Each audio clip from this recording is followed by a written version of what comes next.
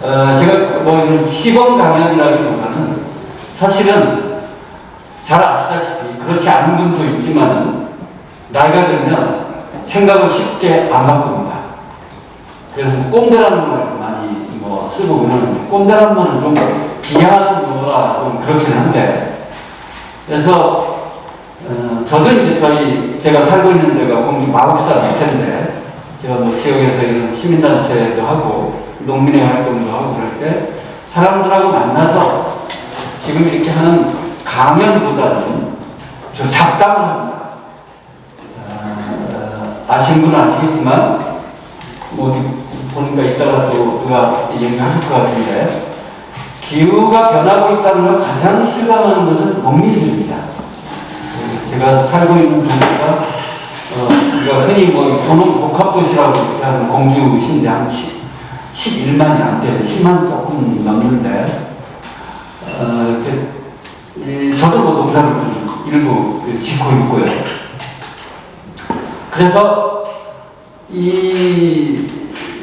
같이 뭐 이제 기후위기를 뭘 얘기를 하려고 저도 한번 저희가 이제 헵탁기라고 하는 이제 대안학교인데 마을공동 학교인데 기후위기 강연도 이렇게 저렇게 해서 한번 해보고 그랬어요. 근데 농민들한테는 이런 강연이 적합하지 않은 것 같아요. 우선 기본적으로 거기 남아 계신 이 농민들은 죄송스러운 얘기지만 이른바 우리 사회에서 보면 학력이 좀 낮습니다. 낮고 굉장히 그런 뭐랄까 이 도시에 나가 살지 않고 농사를 짓는 거에 대해서 자존감이 굉장히 떨어져 있는 그런 상태이고 뭐 열등의식이랄까 그런 게 있는 상태인데 그런 열등의식을 불식시켜준 게 농민운동입니다. 공주시 농민회가 1995년인가 이렇게 결성이 돼가지고 지금까지 활동을 하고 있는데 지금 굉장히 많이 약화되어 있지만 한때 공주시 농민회는 버스를 서울에서 이제 여의도에서 이렇게 할 때 25대를 동원을 할 정도로 대단히 많은 농민들의 호응을 얻었고 이게 이분들한테는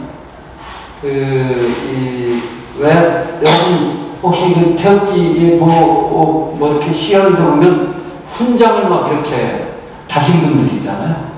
이게 이제 이 자존감의 근거입니다. 이 훈장, 태극기 부대에 지은 건데 이 농민회, 이 공주시 농민회에 나이 드신 분들은 25대 가지고 여기 여의도에 가서 뭐 이렇게 싸우고 백남기 농민이 죽을 때 그 옆에 있었다. 이런 게 아주 자랑스러운 훈장입니다.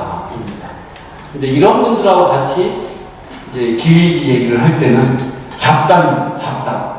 그래서 이런 강사분이 나와서 PPT를 이렇게 한 게 어울리지가 않아요. 저는 대부분의 제가 뭐 다른 지역도 이렇게 좀 돌아다니고 그러는데 주로 강연 요청을 하는 그런 분들은 그래도 그 지역에서 좀 뭐라 하나 이게 좀 시민단체도 하고 이게 좀 잘 나가는 분들이 그나마 이렇게 그런 분들이 이제 그런 기획에 대해서 강연도 듣고 뭐 이런 분들이고 대부분의 우리가 보통 이런 노인들은 60 플러스 노인들은 이런 PPT 그다음에 보니까 이제 영어가 많이 쓰여져 있으면 우선 안 봅니다. 영어를 이해할 수가 없을 정도로 그래서 이 지역에서 젊으신 분들이 여기 아마 이제 저는 서울도 지역이라고 생각을 합니다. 지역에 시군구 이제 이 읍면동 우리나라의 읍면동 한 3,000개 조금 넘는데요. 이게 읍면동 차원에서 서울에도 새마을회가 있으니까 그런 노인분들하고 얘기를 할 때는 아까도 적절하게 잘 지적을 했던데 계목을 하고 가르치는 것보다는 이런 잡담을 하는 게 제일 좋습니다. 그리고 PPT 같은 거 안 하고 이렇게 잡담부터 이끌어내는 게 어쨌든 기획위기를 행동으로 이렇게 이끌어 나가는 데는 중요하다고 생각을 합니다. 오전에 강의를 들으면서 저도 뭐 여러 가지 많이 배웠습니다. 배우면서 좀 한 두세 가지 정도만 좀 말씀을 드리고 끝내겠습니다. 시간이 많이 지체됐다고 하니까요. 첫째, 이 세계관이라는 게 뭘까요? 여러분들 다 견해가 다르고 세계관이 좀 다 다른데요. 그러니까 지금 79억이 좀 넘었죠. 79억, 뭐 순식간에 막 넘더라고요. 올 초만 78억 얼마였던 것 같은데 지금 뭐 79억 넘는 것 같습니다. 전 세계 인구가.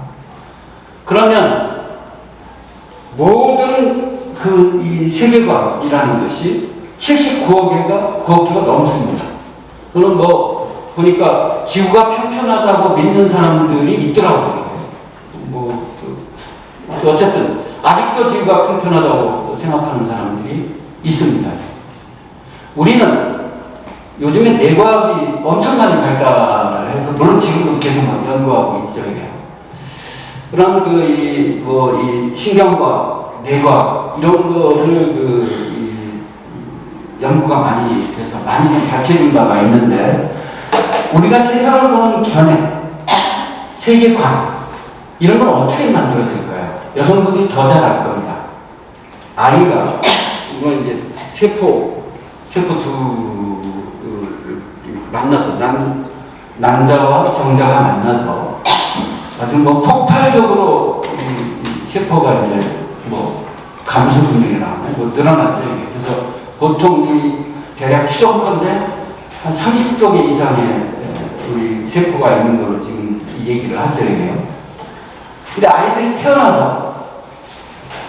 태어나면 아무런 인식이 없다고 백지 상태라고 흔히 얘기를 하죠.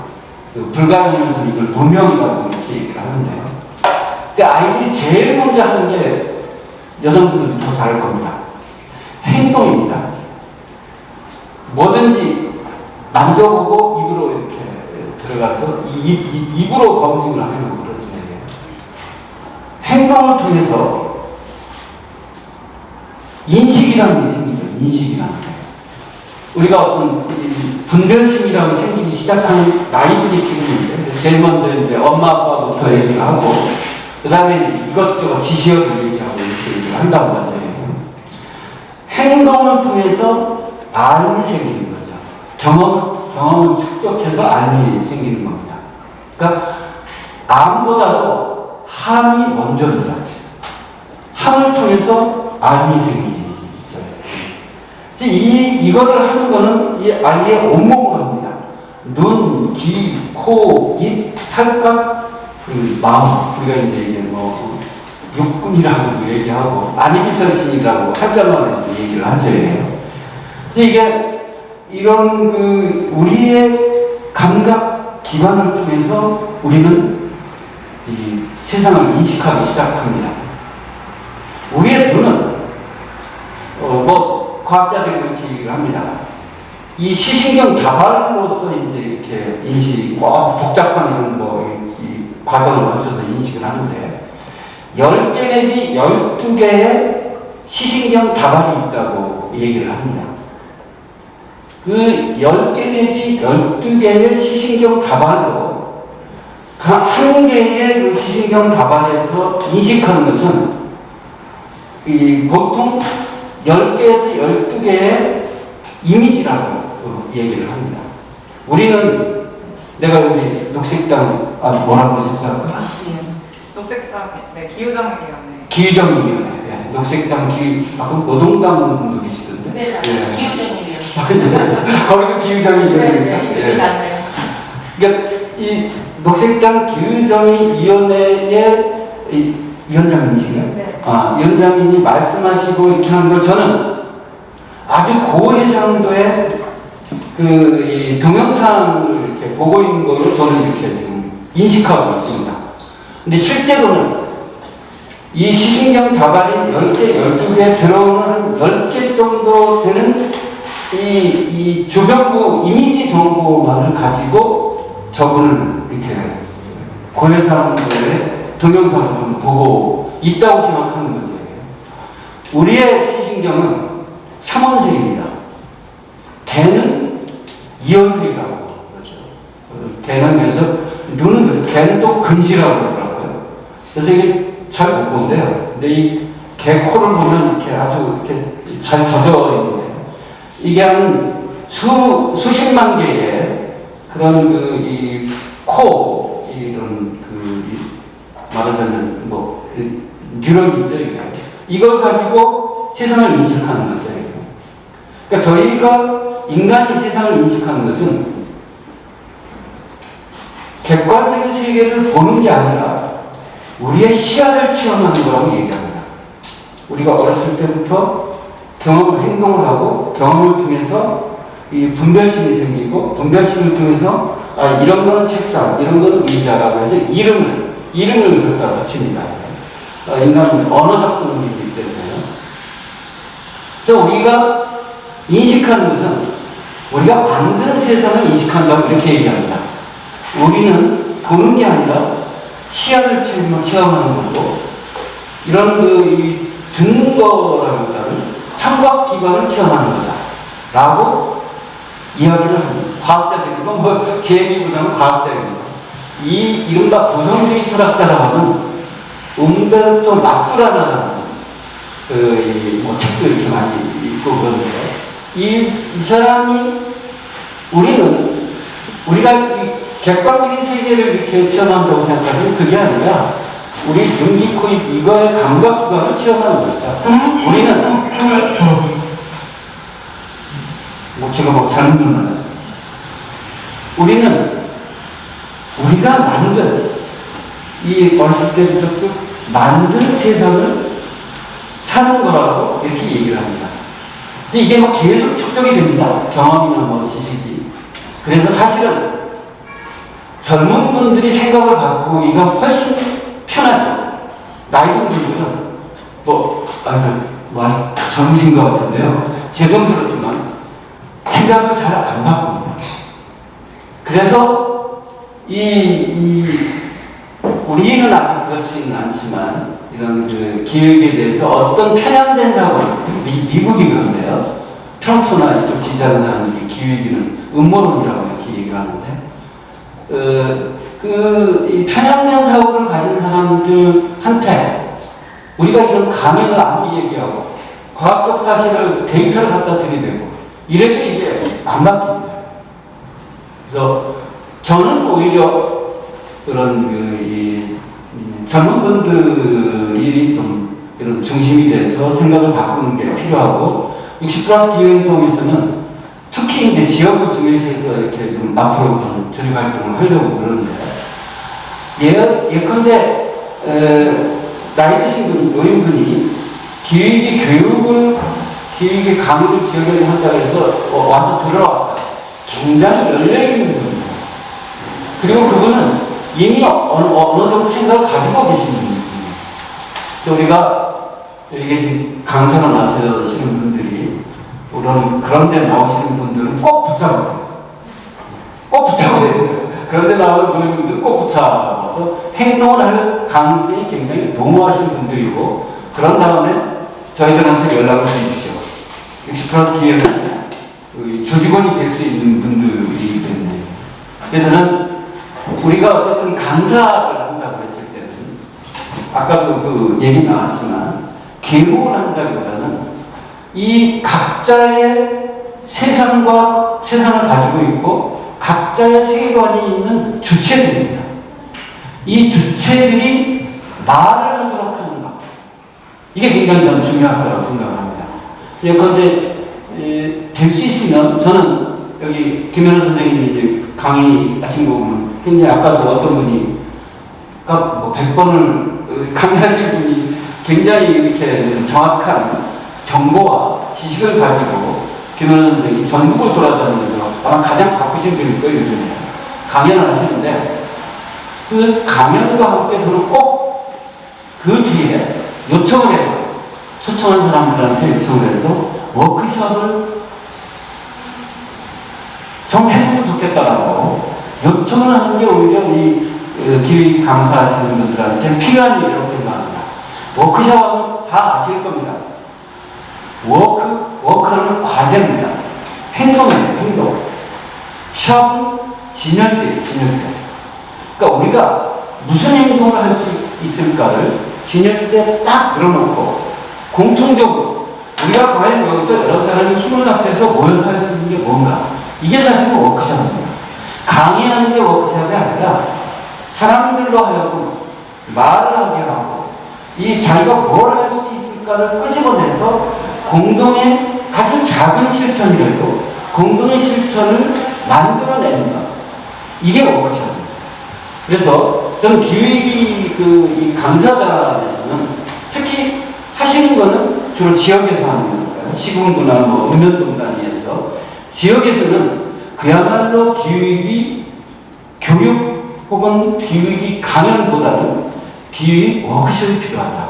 아까 오전에 그분이 말씀을 이 윈인가 뭐 통계를 얘기를 하셨는데 똑같은 그런 장기간의 그런 건 아니지만 우리나라에서도 올 초인가 시사인에서도 대한민국 뭐 기후보고서 같은 걸 이렇게 조금 깊이 있게 다뤘더라고요. 그래서 이런 거의 아마 기후위기에 관련돼서는 거의 대다수는 들어왔을 겁니다. 여론조사 때문에 이게 퍼센테이지가 80몇 프로 이렇게 나오지 실제로 기후위기를 다 인식하고 있습니다. 인식하고 있는 그 인식의 정도를 사람마다 다 편차가 있으니까 인식의 정도를 이끌어내고 지역에서는 우리가 중앙정부 차원에서 탄소중립 얘기하고 있지만 사실은 우리가 저는 개인적으로 그렇게 생각합니다. 우리가 체제 전환 이런 뭐 혁명 무슨 뭐 체제 전환 이런 것을 하기 위해서는 반드시 시군구 단위의 지역이 변하지 않으면 불가능하다고 생각합니다. 시군구가 물론 행정 단위하고 선거 단위는 약간 좀 다릅니다. 얼마 전에 지방선거가 있었죠. 한 230 몇 군데 이런 선거 단위가 있는데 기후 위기를 적응하고 극복하기 위해 정말로 필요한 것은 기후 정치입니다. 모든 것은 어쨌든 정치입니다. 우리가 권력을 지기 위한 것이건 아니면 세상을 바꾸기 위한 것이건 정치입니다. 그런데 선거라는 것만 있어요. 이 선거 정치에 맞게 우리가 기후 정치도 해야 된다고 저는 생각합니다. 죄송스러운 얘기지만 녹색당이나 노동당이나 소수정당이고 저는 솔직히 말씀드리면 망했다고 생각합니다.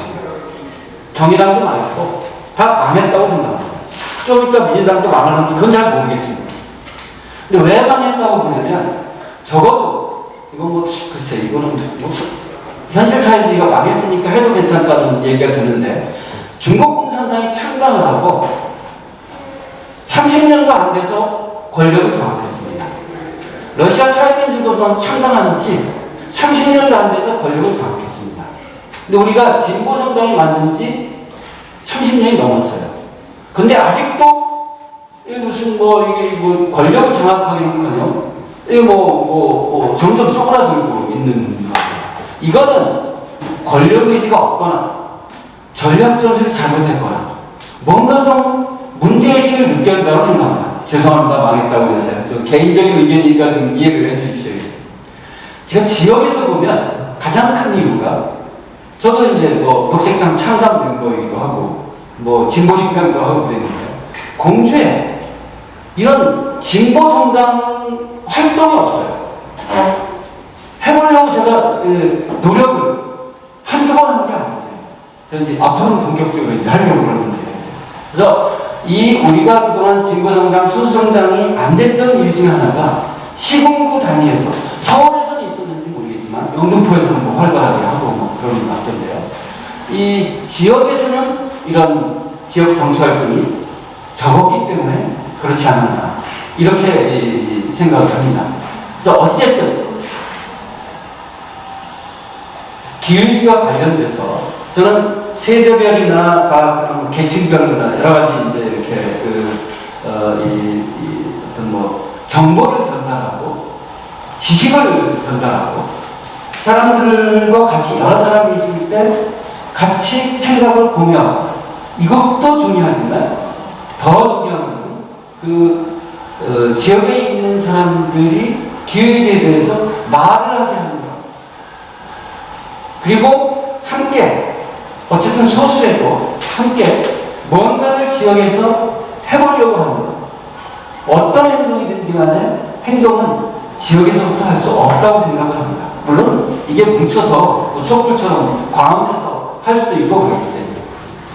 우리 인간이 사람은 사회성 동물입니다. 사회성 동물의 특징이 가장 잘 나타나는 것을 우리가 덤바레스라고 하는 책 이름도 있는데, 덤바라는 진화생물학자가 지금까지 역사상에 있었던 여러 가지 조직 형태, 그리고 최근에 그 SNS까지 이렇게 조사 연구한 다음에 만든 자기가 나름대로 이론화시킨 게 덤바레스라는 겁니다. 이게 한 150 정도, 평균 약 150 정도를, 150명 정도를 덤바레스라고 하는데, 이게 뭐냐면 인간이 친하게 얘기도 안 하고 불현듯 찾아가서 그 집을 방문할 수 있고 할 수 있는 사람의 수가 150명 정도라는 겁니다. 역사적으로 확인된 겁니다. 그러니까 아마존의 원시 부족이 150명이 넘으면 한 200명 정도 되면 그 다음에 분화가 됩니다. 따로 일부가 따로 떨어져 나와서 새로운 공동체를 만듭니다. 그리고 150명은 군대 갔다 온 사람 알겠지만 150이 중대단이 기본입니다. 그래서 전투를 할 때는 이 서로 잘 아는 이 중대가 전투의 기본단입니다. 속속들이 다 알고 그러기 때문에.